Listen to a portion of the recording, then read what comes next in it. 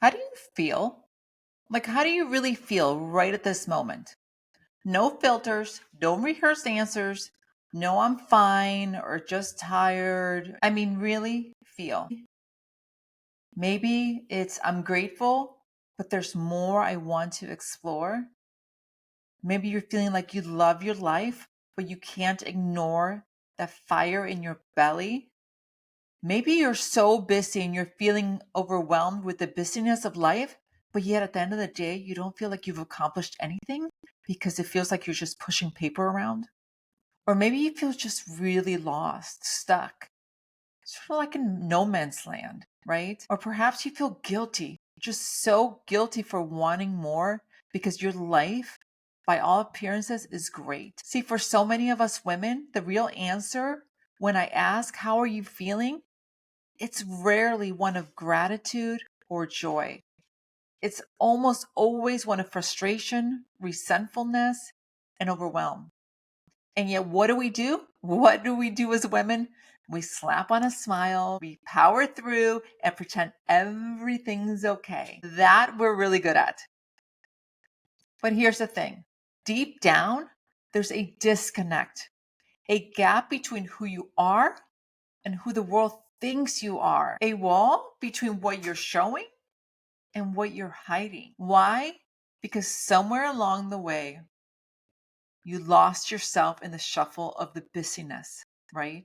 I read this quote today and it just stopped me on my tracks.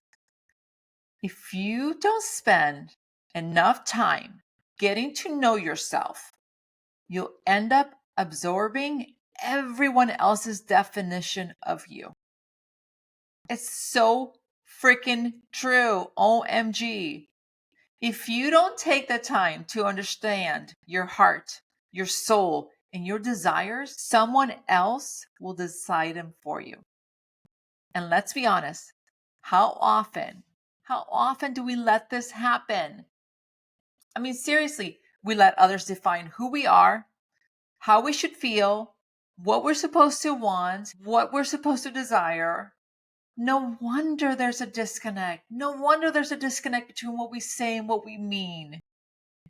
Hey y'all, I am Mick and I help women bathe, be anything and do everything. I started this channel, I started speaking, I started my workshops, all because of this. Because I've seen too many women get lost, too many women playing small, women who don't take up enough space, who don't know their worth, women who do not know their currency. I know so many women who clear the path for everyone else and leave nothing for themselves. Does this sound familiar?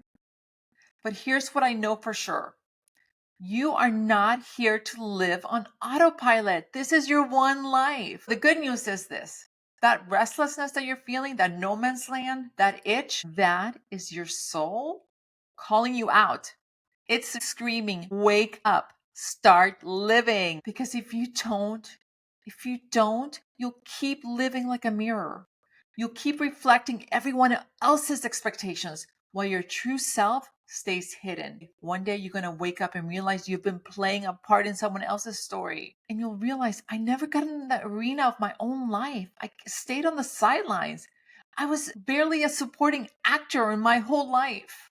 And I don't want this to happen to you. And I want to change that. And it starts right here with one simple question. What do you want? Not what your parents want, not what your partner expects, not what your children need, not what the world thinks you should want. What do you want?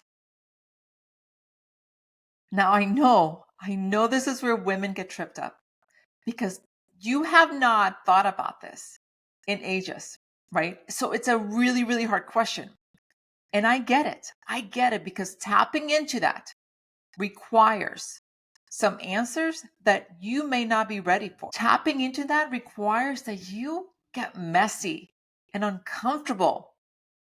But here's the good news. Here's what I can promise you. On the other side of that, question is a freedom. There's nothing more freeing than stepping into your own light. On the other side, guess what? You stop living for everyone else's definition of you and you start living for yourself. And you start paying attention to the things that spark your joy. And more importantly, the things that suck the life out of you. You start saying no to the things that feel wrong, even if it means disappointing others. You start saying yes to the parts of yourself that you've been hiding because you didn't think they mattered. But they do, they matter. You stop living for everyone else's definition of you and you start singing your own damn song. And this, oh my gosh, this is where the magic happens. When you know yourself, you stop living for validation. When you know your true self, you start living for joy. When you know yourself, you become unstoppable. So now I ask you, it's on you. This has to fall back on your lap. What are you going to do about this? Will you keep pretending? Keep reflecting someone else's life in your mirror? Listen, I'm not here to make you feel bad for where you've been, but I am here to remind you that you don't have to stay there. I'm here to remind you that you get to bathe, to be anything and do everything that you desire. But that requires that you start caring so deeply about how you feel right this moment, not the rehearsed answer. That won't cut it anymore. Remember that gap we talked about? The gap between who you are and who the world thinks you are? That wall between what you're showing and what you're hiding? We need to close that gap. What she says versus what she means. By closing that gap, by doing the work, by doing this work, this is how you start transforming. So are you ready to drop the script, the rehearsed answers? And are you ready to pick up a pen and write your happily ever after, your own story? Listen to me. The world does not need another woman playing small. It needs you, your magic. This is your one life. I need you to say it, to mean it, and to live it. All right, y'all. Thanks for letting me in. I'm here for you. Comment below. Tell me what you think. Until next time.